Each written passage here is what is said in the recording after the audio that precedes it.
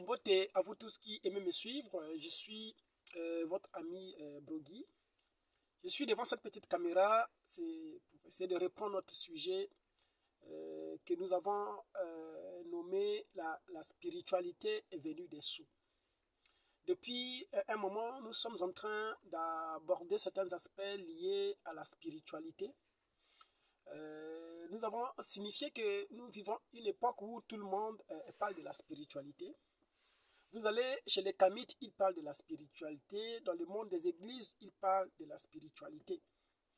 Et nous avons précisé qu'au-delà de ce que les humains disent, l'épouse aussi, qui est le chef-d'œuvre d'aujourd'hui, a quelque chose à dire là-dessus. Nous avons précisé que l'épouse est dans la position d'être la parole aujourd'hui. Et comme quand la parole était manifestée à travers Jésus de Nazareth, voyez-vous que les pharisiens venaient poser des questions disant que pourquoi ceux-ci disent-ils ceci ou cela, et ils voulaient écouter Jésus. Parce que lorsque Jésus fut invité à aller sur la montagne de la transfiguration, il a reçu son adoption et il était devenu un écoutez-le.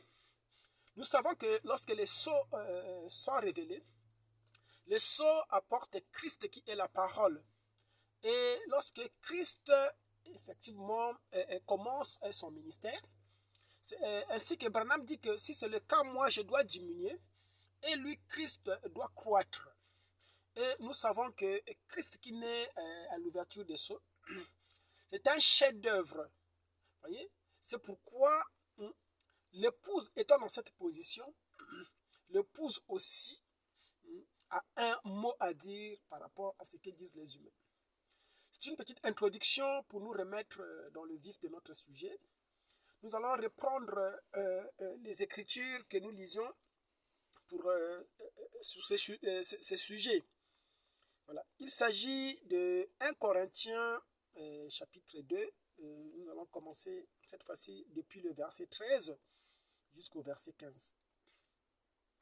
Et nous en parlons non avec des discours concernant la sagesse humaine, mais avec ce qui concerne l'esprit, employant un langage spirituel pour des choses spirituelles. Mais l'homme animal ne reçoit pas les choses de l'esprit de Dieu, car elles sont une folie pour lui, et il ne peut les connaître parce que c'est spirituellement qu'on en juge. L'homme spirituel, au contraire, juge de tout et il n'est lui-même jugé par personne. Alors, nous avons commenté cette écriture pour montrer la différence qui existe entre l'homme qu'on appelle l'homme animal, qui n'a pas la possibilité d'accéder aux réalités spirituelles. Cet homme, il est terre à terre, il ne peut comprendre le langage de la spiritualité. C'est pourquoi Jésus lui-même aussi, en son jour, il se plaignait, disons, pourquoi ne comprenez-vous pas mon langage? Pourquoi? Parce que Jésus, pourtant, il parlait la même langue que ces gens-là, mais lorsqu'il s'agissait d'exprimer ou d'expliquer les réalités spirituelles, les gens ne comprenaient pas. Et Jésus était inquiété lui-même, il dit, pourquoi ne comprenez-vous pas mon langage alors que nous parlons la même langue? C'est là où nous faisons la différence entre un langage et une langue. Vous voyez, vous pouvez parler la même langue, mais malgré cela, ne pas parler le même langage. C'est pourquoi aujourd'hui, nous avons changé de langage. Parce que l'ouverture des sceaux introduit un nouveau langage.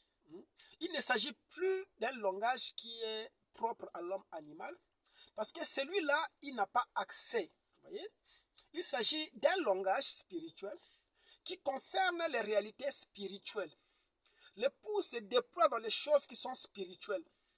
L'épouse n'est pas charnelle ni matérielle pour se référer à des réalités qui sont littérales. L'épouse est spirituelle.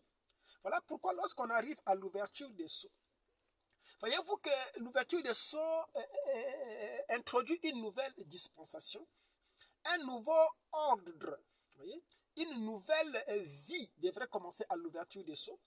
Parce que le septième sceau met fin à tout ce qui était naturel, à tout ce qui était littéral, voyez-vous, prêt à entrer. Mais l'esprit de l'homme charnel ne peut pas saisir ces réalités et l'esprit charnel est buté.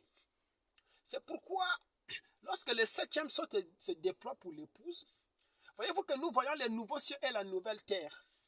Mais lorsque l'esprit humain, voyez-vous, veut entrer dans cette construction qui est le septième sceau, voyez, l'esprit humain ne pouvait pas saisir cette réalité spirituelle qui crée les nouveaux cieux et la nouvelle terre. Et Einstein, qui était aussi un prophète amateur, à l'instar du prophète qui avait été donné au XXe siècle, Frère Branham, Einstein aussi s'est aventuré dans cette sphère-là. Mais Einstein a compris le septième sceau de façon littérale. C'est pourquoi, au lieu de ressortir une substance spirituelle, Einstein a ressorti du matériel dans le septième sceau.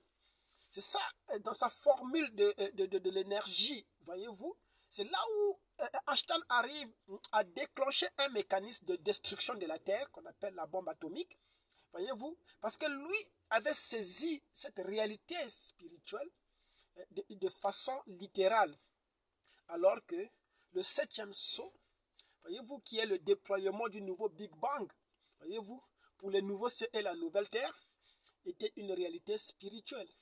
C'est pourquoi l'épouse, aujourd'hui, est en train de se déployer dans ces sphères qui sont spirituelles et dont l'esprit humain, l'homme charnel, voyez-vous, ne peut pas comprendre. Pourquoi? Parce que l'épouse a été appelée à être juge. Or, en sa qualité de juge, l'épouse juge de tout, mais elle-même ne peut pas être jugée.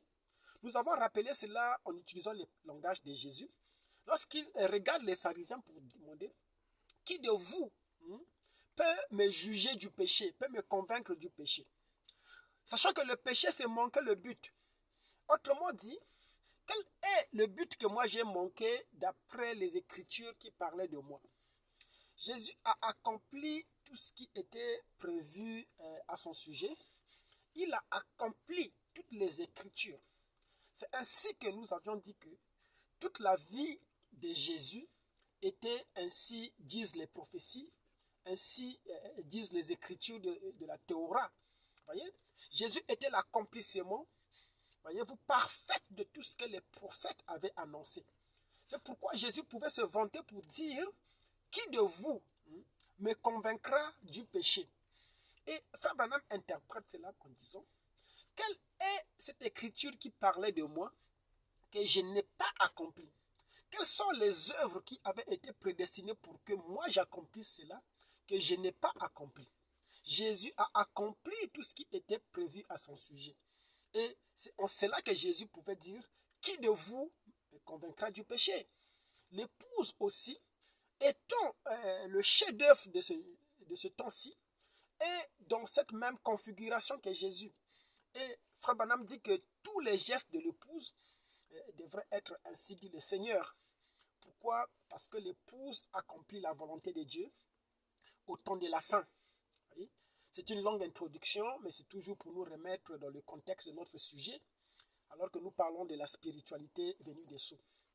Donc nous sommes toujours en train d'évoluer avec les questions et réponses, parce que nous pensons que lorsque le mystère n'est pas bien expliqué, cela ne peut pas produire de la joie. Parce que la joie est le résultat d'un mystère lorsqu'il est éclairci. Voyez-vous que les cœurs tristes se changent en joie. Cela produit la nouvelle Jérusalem. Voyez, il faut bien que le mystère soit expliqué. Et notre venue, et notre mission, c'est d'essayer d'étudier toutes ces choses qui avaient été laissées en suspense, les choses qui avaient été jetées ça et là, voyez-vous, les rassembler pour essayer de construire une figure qui est propre, voyez. Nous voulons créer une image qui est correcte en tenant compte de la parole qui avait été entresemée ça et là, voyez, pour ne pas arriver à créer une image, voyez, d'un bœuf qui est en train de brouter l'herbe, mais sur un arbre. Voyez-vous? Pourtant, le bœuf, il broute l'herbe. Jusque-là, c'est bien. Mais le fait qu'il soit en train de brouter l'arbre sur un arbre montre que quelque part, il y a manque de cohérence. Quelque part, le plan n'est pas respecté. C'est pourquoi tout ce que l'épouse veut faire aujourd'hui doit être aligné avec le plan. Or, le plan nous a été révélé dans l'ouverture des sceaux. Les sceaux ont été révélés pour que nous puissions comprendre, connaître le plan. Et en fonction du plan, nous pouvons insérer toutes les prophètes, toutes les prophéties ou toutes les promesses qui concernaient les temps de la fin. Voilà pourquoi, lorsque on ouvre les sceaux, dans les 4 premiers sceaux, voyez-vous que cela nous parle de l'histoire de l'Église. Nous prenons le premier sceau jusqu'au 4e sceau, où nous voyons le cavalier monter un cheval qu'on appelait la mort, vous voyez, et que l'aigle devrait aller à son rencontre pour le vaincre. Tout ça, c'était pour clôturer, vous voyez, les temps, les âges de l'Église. Parce que toute l'histoire des âges de l'Église, ça se résume dans les 4 sceaux, vous voyez.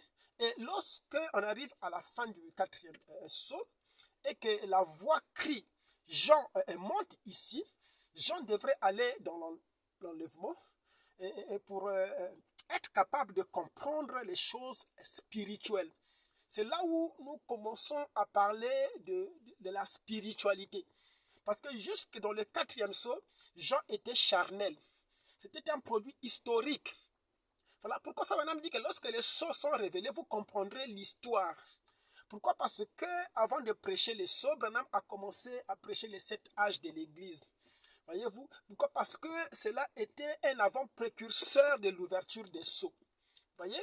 Lorsque Branham prêche la brèche entre les 4 premiers sceaux et le reste des sceaux, voyez-vous, c'est là où commence le mystère de la spiritualité pour l'épouse. Jean monte ici. Autrement dit, Jean change de langage. Avant, tu parlais comme un terrien. Tu regardais les événements à la manière des hommes. Maintenant, Jean, tu dois être enlevé. Tu dois comprendre le langage spirituel. Tu dois voir maintenant, sachant que voir, c'est comprendre les choses qui doivent arriver. C'est pourquoi Jean fut ravi en esprit, amené jusqu'au temps de la fin, pour voir les événements, en tenant compte du plan qui a été révélé dans les sceaux. Ça, c'est un cadre que nous aimons poser pour que les gens comprennent pourquoi nous disons certaines choses. Nous ne sommes pas en confrontation avec Frère Branham, que nous croyons est le précurseur de la parole qui vient. Voyez-vous, Branham était le messager. Il avait été appelé comme Jean-Baptiste pour introduire quelqu'un de plus grand que lui. Vous voyez? Parce qu'il a reconnu qu'il n'était pas digne de délier ses souliers. Or, la personne glorieuse qui devrait venir après Jean, c'était l'épouse. Vous voyez? Donc, nous disons toutes ces choses-là pour poser un fondement. Pourquoi? Parce que nous sommes appelés aujourd'hui à dire des choses plus profondes que ce que Jean-Baptiste déclarait. Lorsque Jésus est arrivé, il pouvait regarder la foule et dire que tel prophète vous a dit ceci, Moïse vous a dit ceci, mais en vérité et en vérité, je vous le dis. Voyez? Pourquoi? Parce que Jésus était la parole. Il n'était pas obligé de répéter Moïse tout le temps. Jésus devrait exprimer la parole en fonction des besoins de son époque. L'épouse est autonome et l'épouse est la parole. L'épouse n'est pas appelée à reproduire le messager comme un perroquet. Jésus n'est pas venu pour dire que Jean-Baptiste vous a dit ceci. À chaque coup, Jean-Baptiste vous a dit ceci. Non. Jésus disait que Jean-Baptiste vous a dit ceci. Moïse vous a dit cela. Mais moi, je vous dis. Voyez-vous, Moïse vous a dit, vous a donné des recommandations. Voyez, mais l'épouse vous dit aussi ce qu'il en est. Voyez, pourquoi? Parce que l'épouse a ainsi dit le Seigneur. L'épouse, c'est le Seigneur. Voyez, c'est pourquoi lorsque nous rentrons dans ces choses profondes, ceux qui ne sont pas affermis, voilà, ils vont dans tous les sens parce qu'ils ne comprennent pas qui est l'épouse aujourd'hui. Pourquoi il y a l'épouse a été suscitée. Voyez? Et s'ils savaient que l'épouse n'est autre que Jésus transfiguré, n'est autre que la venue littérale de la personne qu'on appelait Jésus, qui était un seul grain, une partie de la nouvelle terre qui avait été plantée à travers les âges et qui est ressuscité au matin de la résurrection aujourd'hui pour accomplir les choses qui avaient été prévues. Voyez? Oh, c'est tellement merveilleux de dire ces choses. Nous allons répondre la dernière question, je pense. Et c'est une question qui est un peu bizarre. Nous lirons quand même la question et nous allons essayer de surfer dans cette question pour voir ce que nous pouvons dire là-dessus. Comme nous précisons déjà que pour une question qui est spirituelle, il doit y avoir une réponse. Parce que l'épouse a la réponse à toutes les questions. Voyez, au jour de l'ouverture des sceaux, il n'y a plus droit à l'erreur. Voyez, lorsque l'humain veut se tromper, le Saint-Esprit vient pour corriger. Pourquoi? Parce que c'est le jour de la lumière. Ce n'est pas un jour où l'erreur est tolérée. Parce qu'il n'y a plus d'âge à venir. Il n'y a plus de messagers à venir pour venir corriger. Donc c'est l'épouse qui est l'homme spirituel qui juge de tout. C'est pourquoi nous devrons juger, voyez-vous, tout ce qui avait été dit avant. Nous lirons la question pour ne pas perdre de temps. Brogui, pourquoi contradisez-vous, frère Branham, en affirmant que la vraie Israël est dispersée au-delà des fleuves d'Éthiopie? Frère Branham s'est-il donc trompé en pointant Israël qui est en Palestine? Il dit, pourquoi contredisez-vous, frère Branham, en affirmant que la vraie Israël est dispersée au-delà des fleuves d'Éthiopie? Frère Branham s'est-il trompé en pointant Israël qui est en Palestine? Alors, c'est une très bonne question parce que toutes les questions valent la peine, vous voyez? Et je pense que cette question traduit la préoccupation du frère à comprendre pourquoi nous insistons sur Israël dispersé au-delà des fleuves de Couche. Et lorsque nous parlons d'Israël dispersé au-delà des fleuves d'Éthiopie, nous n'inventons pas, voyez. Nous basons sur les Écritures qui pointaient le temps de la fin. Et ces Écritures-là aussi positionnaient Israël au temps de la fin. Parce que vous savez que dès lors que Israël avait été dispersé, lors de la dernière dispersion qui était le fruit de la guerre que Titus, le Romain, avait menée contre le peuple saint, le peuple de l'Éternel, conformément à ce que Jésus avait prophétisé, que ce jour-là, lorsque Titus viendra avec son armée, que celui qui est sur la montagne ne descende pas pour prendre son manteau, celui qui est sur les greniers, toutes ces choses, il dit, priez que votre fuite ne soit pas en hiver. Voyez-vous, et Jésus prophétisait le malheur qui devait venir à Jérusalem, parce que le sang du juste ne pouvait pas rester impuni, parce que les Juifs avaient prophétisé sur eux-mêmes, disant que son sang retombe sur nous, pas seulement sur nous, mais aussi sur nos enfants. Vous voyez, donc cela devait être puni. Et Christ avait suscité le Romain Titus pour le faire. Et cela était marqué la dernière dispersion, voyez-vous, du peuple d'Israël. Dès lors que ce peuple avait été chassé de ce territoire, voyez-vous, ce peuple était devenu un peuple qui errait par-ci, par-là.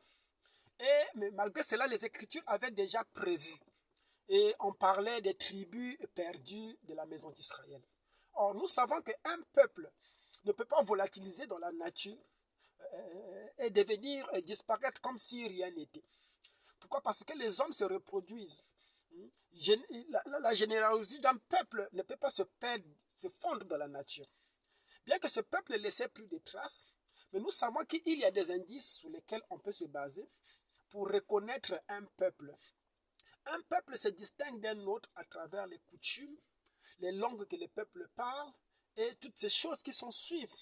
Mais lorsque nous regardons l'histoire de la Bible, nous étudions la Bible, voyez, nous étudions le peuple qui est décrit dans la Bible, les noms que ces peuples-là portaient, voyez-vous, les habitudes de ces peuples, les coutumes qu'ils respectaient, la langue qu'ils parlaient, Voyez-vous, nous essayons de nous baser sur ces indices.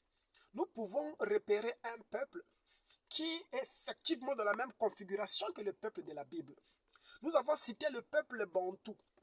Voyez-vous, ce peuple-là, c'est un peuple qui est apparemment unique. Parce que ce peuple-là se distingue des autres peuples par rapport à la loi qu'ils observent, aux coutumes qu'ils pratiquent. Nous avons cité entre autres la circoncision. Voyez-vous que de tous les peuples du monde, il y a un peuple qui pratique la circoncision. Nous vivons dans les pays étrangers. Nous sommes en Occident. Mais nous voyons que les peuples de l'Occident, même les Juifs qui sont aujourd'hui en Israël, ces Juifs-là, voyez-vous, ils ont adopté des pratiques, mais qui n'étaient pas leurs pratiques. Voyez-vous, parce que ces Juifs viennent de la Pologne, d'autres viennent de l'Allemagne, de l'Ukraine, voyez-vous, et ils se sont rassemblés suite à la décision de l'ONU, appuyée par l'Angleterre, à occuper un espace de terrain qu'on appelle l'État juif aujourd'hui. Voyez-vous, cela ne date que depuis 1948. Vous voyez? Mais le peuple d'Israël était quelque part. Et ce peuple continuait à vivre. Nous avons parlé longuement de cela en essayant de nous baser sur les témoignages d'Elgad de Danit, qui avait témoigné qu'au-delà du Sambatillon, il y avait les enfants de Moshe, voyez-vous, qui étaient séparés avec les enfants d'Israël, voyez-vous, par le Sambatillon. Il avait donné un témoignage qui était pointué, et nous avons montré que c'est ça qui avait même poussé à des missions d'exploration, voyez-vous. Les Diego Cao et tous ces mondes-là sont arrivés en remontant les Sambatillons, parce qu'ils étaient à la recherche d'un peuple dont ils avaient entendu les échos. C'est comme ça qu'ils ont découvert ces contrées où habitent les Bantous. Toutes ces choses, nous avons parlé de cela pour montrer effectivement que le peuple d'Israël ne s'était pas volatilisé dans la nature. Ce peuple d'Israël existe. Voyez, les enfants biologiques d'Abraham, voyez-vous, existent avec les mêmes coutumes qu'ils pratiquaient d'antan, voyez-vous, et qu'ils transmettent, voyez-vous, de père en fils. Et ces coutumes-là, aujourd'hui, nous savons que ces coutumes sont manifestes, nous les voyons. Nous voyons un peuple qui pratique la circoncision, un peuple dont les femmes font des tresses, un peuple, voyez-vous, qui est versé dans ce qu'on appelle la polygamie, un peuple, voyez, qui pratique les coutumes, voyez-vous, qui respecte la loi de Moïse. Voyez, ce peuple-là existe, c'est ce qu'on appelle le peuple bantou. Voyez? Maintenant, quant à la question du frère, qui nous met en confrontation avec ce que frère Branham disait, parce que nous savons aussi que le frère n'a pas totalement tort, que l'ange de l'Éternel a visité frère Branham en 1948, le jour même que Israël avait été déclaré une nation. Il envoie la commission, parce que nous savons que la commission de frère Branham était liée à celle de Moïse. Parce que dans Malachie, il rappelle, avant d'introduire Branham, il dit, souvenez-vous de Moïse, mon serviteur. Donc le ministère de Malachie 4, comme nous l'avions précisé dernièrement, concernait Israël. Parce que Dieu se réfère à Moïse pour parler de frère Branham. Donc frère Branham devrait aussi être un prophète, devrait d'abord être un prophète pour Israël, avant qu'on ne parle des nations. Vous voyez? Alors, pourquoi? Alors, nous disons que Israël, la vraie Israël, c'est le peuple dispersé au-delà des fleuves de Couche. Ou bien pourquoi nous accordons le crédit à Israël aujourd'hui, qui est dispersé au-delà des fleuves de Couche? Nous avons montré, je vous invite, frères, à répartir dans les enseignements que nous avons donnés ici, il y a de cela quelques mois déjà. Nous avons parlé de la vision de Durban, où frère Branham se tenait sur une montagne et il regardait une réunion au loin, où il voyait un peuple beau qui glorifiait Dieu. Et frère Branham s'est demandé, étaient-ce tous des blancs? Et quand il regarde, il dit qu'il s'agissait d'un peuple noir, des hommes et des femmes qui louaient Dieu. Voyez? il y avait l'ange du Seigneur qui faisait des va-et-vient. Il y avait le bruit assourdissant de la dynamo. Vous voyez, c'était une réunion spirituelle dont Frère Branham n'a pas participé, mais qu'il regardait au loin. Nous avons utilisé cela pour essayer de pointer à cette grande civilisation du Sambatiyon qui devrait naître dans les pays des Midi. Parce que c'est dans les pays des Midi que les prophètes de la Bible avaient pointé. Sophonie notamment 3, chapitre 10, verset 10, disait que ce serait au-delà des fleuves de l'Éthiopie. C'est là où les véritables adorateurs, à chaque fois que nous parlons des véritables, voyez, nous faisons toujours allusion au septième sceau, à la septième trompette. Parce que c'est là qui apporte le véritable. Voyez, il dit que c'est au-delà des fleuves d'Éthiopie que les véritables, voyez-vous, témoins de l'Éternel ou les adorateurs de l'Éternel lui apporteront des offrandes. Donc, Sophonie avait circonscrit un espace, un lieu géographique où devraient se trouver les véritables adorateurs. Voyez? Parce que nous savons que les véritables adorateurs ne peuvent pas être des nations. Pourquoi? Parce que tout ce qui est lié aux grandes promesses de la Bible, que ce soit l'adoration, l'adoption, le salut même, voyez-vous, appartiennent à un peuple. C'est ce que Paul dit. Voyez? Et que c'est à ce peuple-là que Dieu avait conclu les alliances. Donc lorsqu'on parle des adorateurs de l'Éternel, il devait forcément s'agir d'un peuple qui est connu de lui. Et le peuple qui est connu de lui, c'est le peuple d'Isolélé, qui est le peuple d'Israël. Alors, pour gagner du temps, pourquoi nous pointons Israël comme étant le peuple qui est concerné par la prophétie? C'est simplement, déjà, en nous basant sur des éléments historiques, voyez-vous, des éléments palpables que nous pouvons vérifier. Vous savez que Frère Branham, dans l'exposé, il a posé 3 conditions pour en aboutir à l'ainsi dit le Seigneur. Il dit que l'ainsi dit le Seigneur était basé sur une étude approfondie sur la parole, l'inspiration et en tenant compte, voyez-vous, des archives historiques. Il dit que c'est en se basant sur, pas seulement sur la révélation qui est l'inspiration, ni sur l'étude simplement de la parole, mais aussi en tenant compte de tout ce qui est du récit historique, qu'on arrive à dire que il est arrivé à dire que ce qu'il avait déclaré était ainsi dit le Seigneur. Donc nous quittons la façon théologique, la façon mécanique de penser que l'ainsi dit le Seigneur. Non, si tu dormais, quelque chose qui est venu te susciter dans les oreilles. Non, ça c'était pas la conception de Branham. Branham prononce les ainsi dit le Seigneur en tenant compte de l'étude approfondie qu'il a fait. Voilà pourquoi lorsque Branham prêche les âges de l'Église, Branham était versé dans la lecture. Branham lisait les grands historiens. Il a lu le docteur Smith, le docteur Larkin. Il a lu tous ces grands auteurs qui parlaient des âges sombres, l'histoire de l'Église. Voyez-vous, Martin Luther, Irénée, il a lu l'histoire des réformateurs et c'est en s'imprégnant de tout ça, ajouté à l'inspiration qu'il a produit les ainsi dit le Seigneur. Voyez? Donc, lorsque nous revenons dans les Écritures avaient dévancé. L'Ancien Testament avait déjà, à travers les Écritures que nous avons mentionnées, circonscrit le lieu où Israël devrait se réfugier au temps de la fin. Nous avons lu beaucoup d'écritures, on ne peut pas revenir sur les enseignements que nous avons déjà donnés. C'est aux frères d'aller fouiller.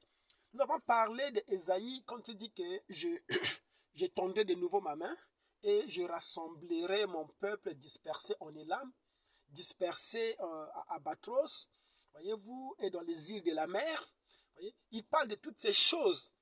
Israël était dispersé. Mais c'est quel Israël qui était dispersé? C'est Israël qui manifestait la vie de la parole par rapport à la Bible. Alors, par rapport à ta question, nous dirons que Branham lui-même, parce que là c'est la clé de voûte, Branham lui-même, vous voyez que en tant que messager, il n'agissait pas de façon mécanique. Voyez? Branham aussi croissait en stature et en vérité. Lorsque Branham a commencé son ministère, Branham sortait dans une école de pensée. C'est l'école du docteur David Roy qu'il a consacrée. Voyez-vous, le docteur Davis, lorsqu'il consacre Branham, Branham était sorti avec ce cachet-là de baptiste. Il prêchait comme un prédicateur baptiste. N'ayant pas fait de théologie, Branham lisait beaucoup le docteur Smith, il lisait le docteur Larcy. Il a essayé même de prêcher sur les sceaux en imitant ou en copiant le docteur Larcy. Voyez, lorsqu'il essaie de sa première tentative à prêcher sur les sceaux, il dit que les cavaliers qui étaient dans le premier sceau étaient Christ. C'est comme ça que Larcy présentait cela. Voyez, et Branham aussi, en tant qu'évangéliste, comme il avait été appelé, voyez, il n'avait pas encore reçu la révélation dont lui devrait être le messager. Voyez, la voix lui avait dit qu'en attendant, parce qu'il avait été d'abord appelé premièrement, voyez-vous, à faire la restauration. Or, la restauration devrait commencer d'abord par la chair, qui était la guérison divine. C'est pourquoi un signe lui fut donné. Nous avons parlé de cela lorsque nous avons parlé sur les 3 mots-clés de la Bible. Il devrait assurer la restauration, déjà par rapport au premier exode qui est la chair. Et lorsqu'il a fini de traiter avec la chair, il a basculé dans le domaine de l'esprit. Voyez, le discernement des pensées. C'était la guérison de l'esprit. Voyez-vous? Et avant qu'il n'attaque le domaine de l'âme, il lui avait été donné d'aller vers l'ouest. Voyez? Pourquoi? Parce que le mystère de l'âme, c'est le mystère qui remonte avant le temps. Nous avons mentionné cela lorsque nous avons parlé de la pierre blanche, où il y avait des inscriptions, mais cette pierre n'avait jamais connu les rayons du soleil. Cette pierre était plus vieille que le soleil. Cette civilisation était plus vieille que Christ. Là, il s'agissait de choses sérieuses. Il fallait qu'il aille vers l'ouest pour aller chercher l'interprétation. Et lorsque Branham revenait de l'ouest, voyez, la Bible dit que, le frère dit dans la vision, que Branham ne parlait plus comme avant. Voyez-vous, il donnait des ordres. C'était un chef de l'armée, voyez-vous. Il ne parlait plus, il avait changé de langage. Voyez-vous, parce que nous avons au début parlé de la spiritualité comme étant un langage. Jésus dit, pourquoi vous ne comprenez plus mon langage? Pourquoi vous ne comprenez pas mon langage? Alors, nous n'allons pas aller dans les détails. Nous allons concentrer sur la question du frère. Nous ne contradisons pas Branham. Nous venons ici pour corriger.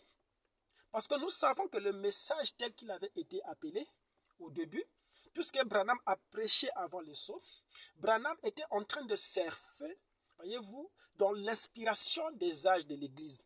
Or, l'inspiration des âges de l'Église n'était pas parfaite. Il y avait du blanc, il y avait du noir. Il y avait des choses qui étaient justes, qu'il disait, et il y avait des choses qui devraient être corrigées à l'ouverture des sceaux, par rapport aux exemples que je viens de donner. Donc, lorsque vous prenez Branham à la lettre, alors il faut savoir dissocier Branham de Branham.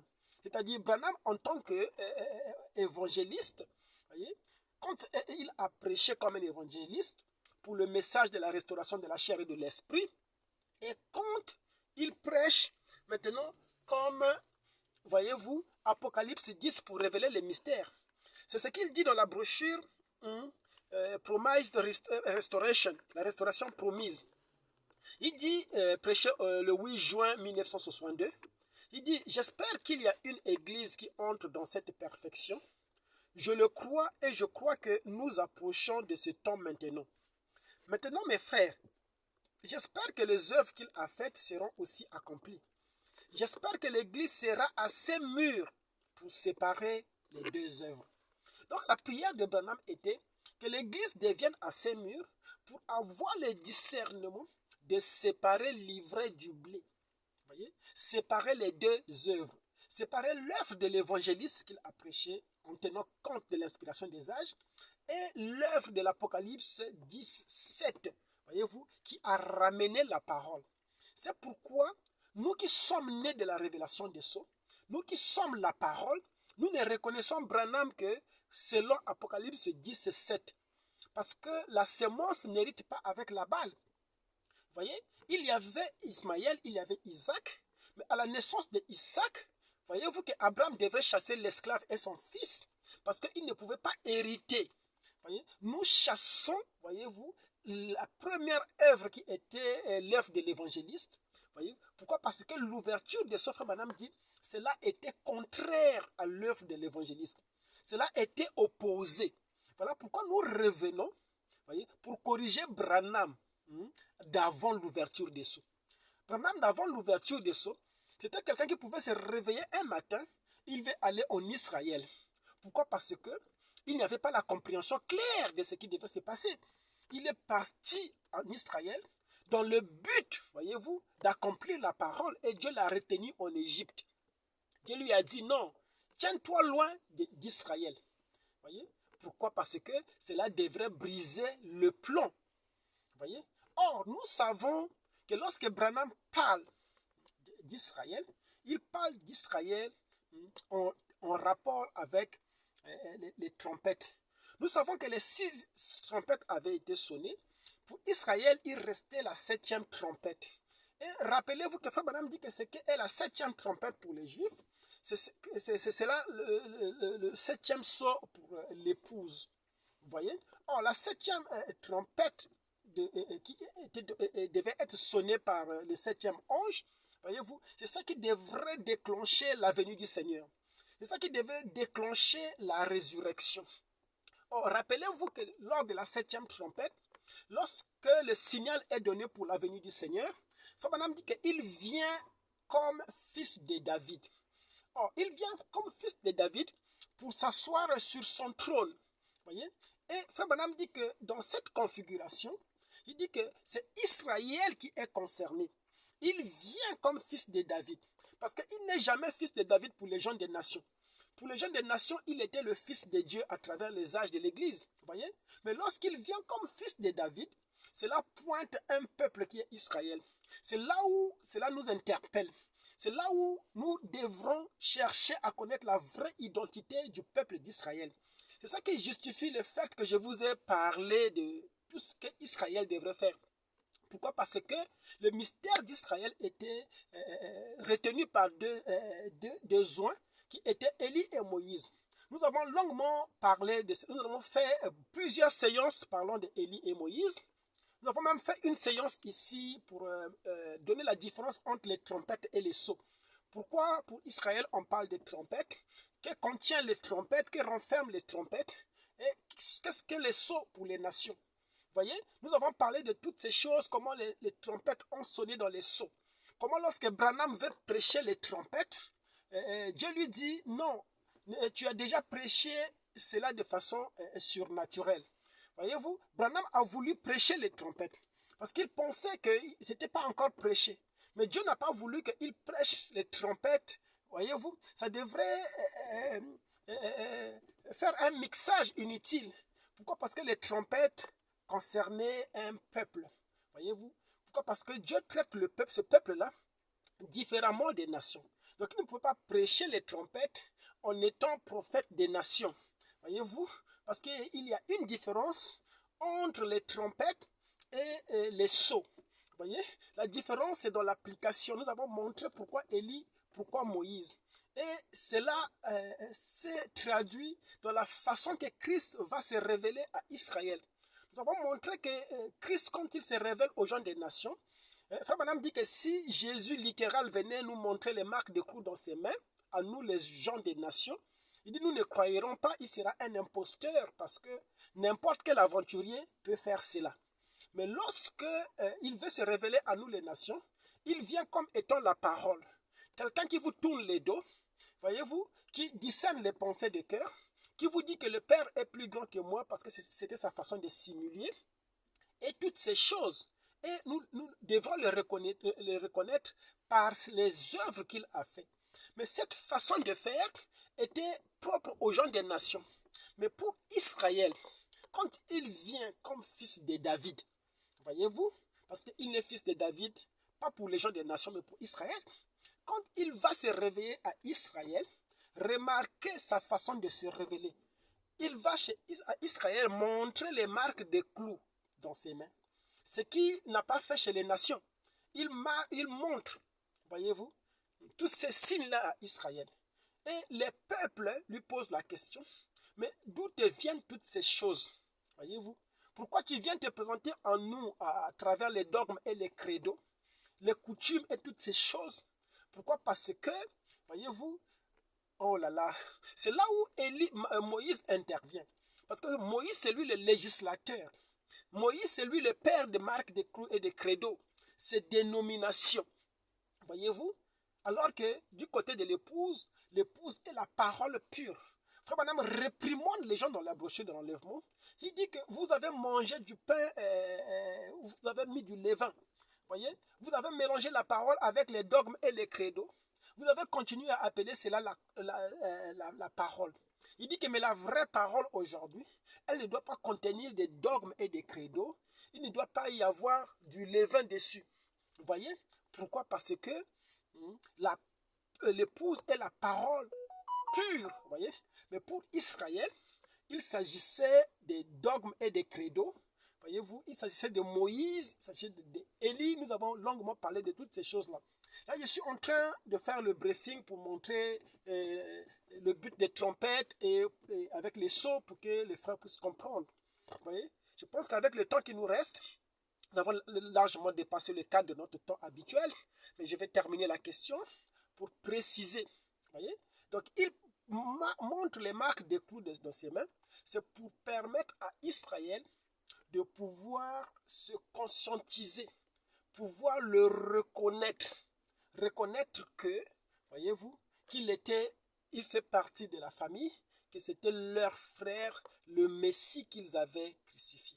C'est en cela que dans Chronique 14, 7, il dit que si le peuple qui porte mon nom se répand, voyez-vous, cette repentance aussi, Zacharie parle de ça, qu'en ce jour-là, le peuple va se lamenter. Ils pleureront amèrement à cause du fait qu'ils avaient manqué, ils avaient crucifié leur Messie.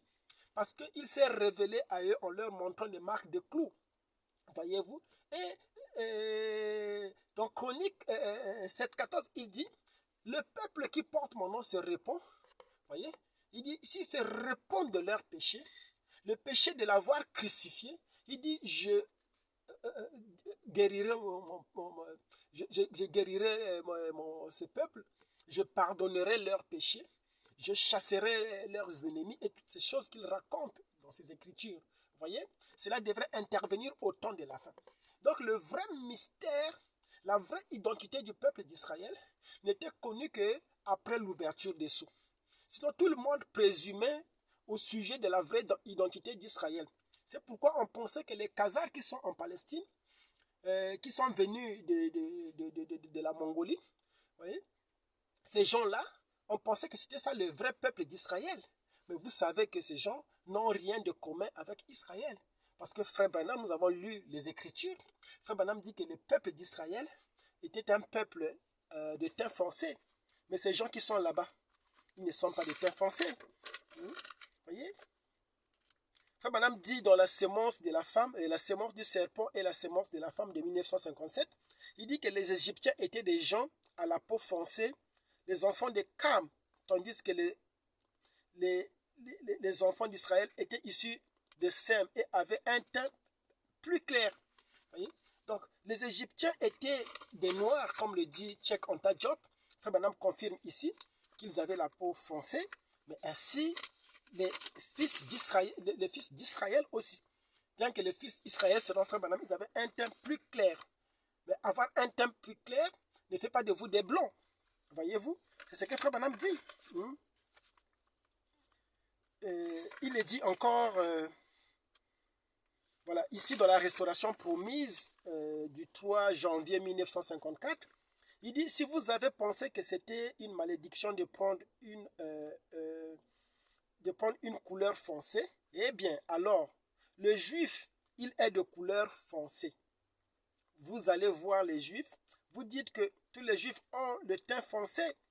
Les juifs est brun de peau, oui, mais j'en ai vu beaucoup qui avaient des cheveux roux et les yeux bleus, la peau claire, vous voyez. S'il précise bien que le juif est de teint foncé, vous voyez, le juif, il a sa couleur de peau est foncée. C'est pourquoi d'ailleurs, lorsque ces Juifs-là se sont rendus en Israël, s'ils étaient blancs, alors Joseph, qui était un Hébreu, ne pouvait pas être maître d'Égypte, gouverneur d'Égypte. Les Égyptiens qui étaient noirs, comme le dit Cheikh Anta Diop, comme le précise Frère Branham ici, qui dit que les Juifs, les Israéliens ou plutôt les Égyptiens étaient noirs. Vous voyez, il dit que les Égyptiens étaient noirs. Donc, question et réponse numéro 2 du 3 janvier 1952. Il dit que les Égyptiens étaient noirs, des gens à la peau foncée. Voyez-vous?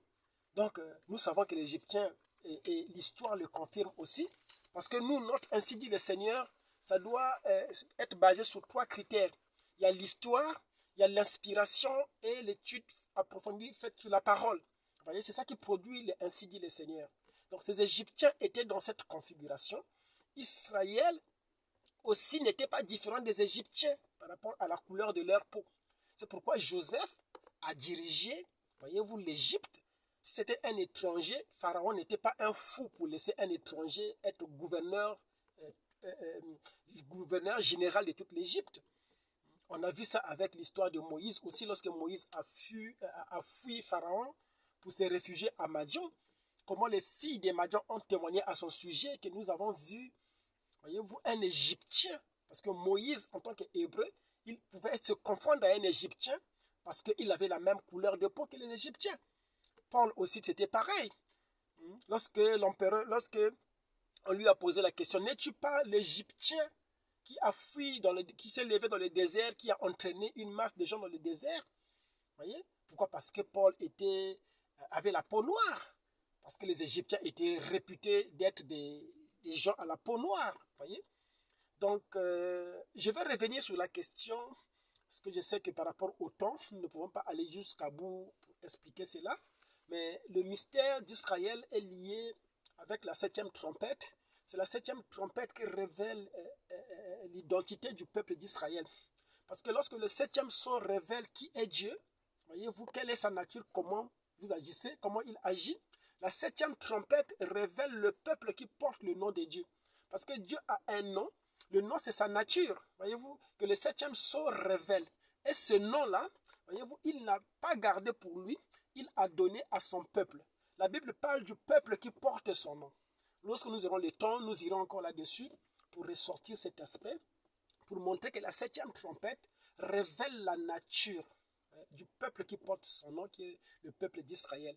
C'est pourquoi cela peut sembler ne pas reprendre ce que Branham a dit littéralement, c'est Israël qui l'avait pointé, mais c'était avant l'ouverture des sceaux.